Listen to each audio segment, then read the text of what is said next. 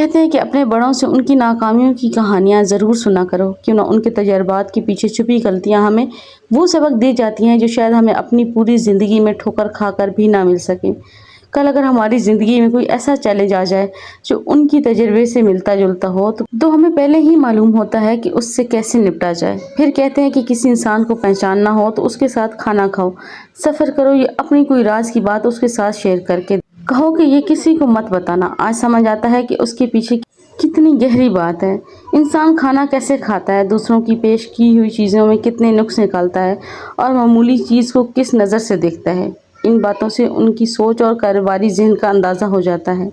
سفر میں انسان کتنا خیال رکھنے والا ہے، کتنا تعاون کرنے والا ہے، یہ اپنے ساتھ چلنے والے کا جینا حرام کر دیتا ہے۔ یہ بھی اس کے ساتھ مستقبل کے کسی کاروباری سفر یا زندگی کے سفر کا اندازہ دے دیتا ہے۔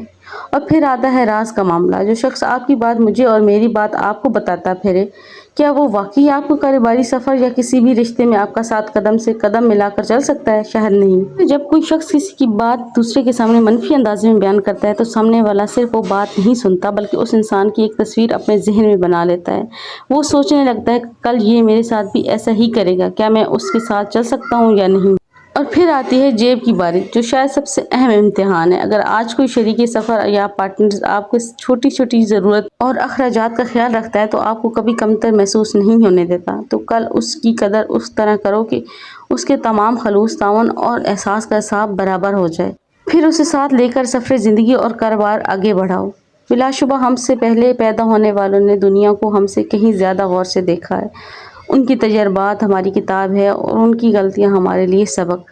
آخرکار ہم سب نے ایک ہی مٹی میں لوٹ جانا ہے، تو پھر غرور کس بات کا۔